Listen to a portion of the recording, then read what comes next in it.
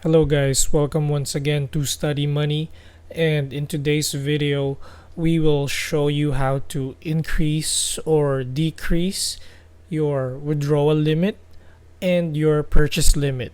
So if you would like to know more, stay tuned and watch this video.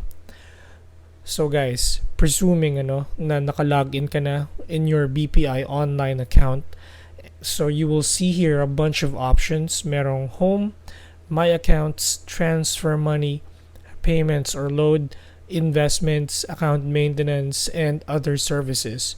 So what you will select is other services. So click mo yan and mapupunta ka sa page na to. Makikita mo yung accounts, checkbooks, QR code, remittance services, cards, transactions, branch services, and recipients. And so in this case, ang gagamitin natin is card control. So, click mo yung card control and maglo-load yan for you. Now, yung card control will show you all your cards that are associated with different accounts. Okay? And before we continue, if you're new to this channel, alright, hit the subscribe button to continue to support our channel so that we can continue to give you more good stuff like banking or online banking tutorials, particularly with BPI and other banks. And so let's go on. So pag nakita mo tong card na to, alright, or at least this illustration right here, then what you want to do is click on show card settings at makikita mo dito yung withdrawal limit and yung purchase limit. So, dito mo magagamit yung pag-increase or pag-decrease ng withdrawal limit. So, ano nga ba yung withdrawal limit?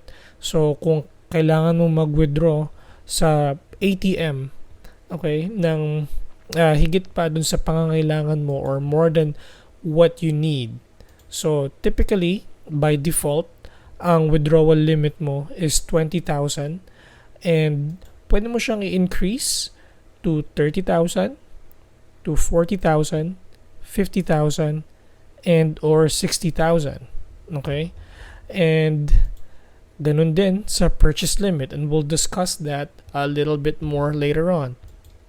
So, I suggest as a safety feature, pagkatapos mong ma-activate siya, let's just say from 20,000, okay, in-increase mo siya to 60,000. Alright? So, pag na-withdraw mo na yung kinakailangan mong pera, I would recommend that you bring it back to 20,000. Just in case na mawala mo yung card mo, maiwan mo, it's an emergency and you've panicked, you left it somewhere in your car, in somebody's house, wherever. Okay? I recommend na pagka-activate mo or pagka-increase mo ng withdrawal limit, you decrease it as soon as you get the cash that you need. Okay?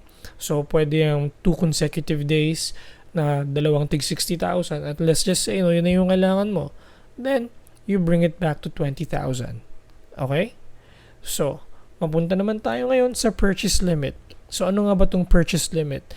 So, these are for your purchases being made sa mga appliances or appliance centers, grocery stores, or wherever that you can use your BPI debit card and swipe it in a POS machine or point of sale machine. Okay? So, kapag sinwipe yung card mo, usually limited ka to 100,000. But let's just pretend na meron kang mini grocery store and nasa SNR ka at bumili ka ng worth 200,000 pesos or higit pa. Okay? So, pwede mo siya ngayon i-activate or i-increase, from 100,000, you have the option to increase it to 150,000, 200,000, at 250,000. Okay?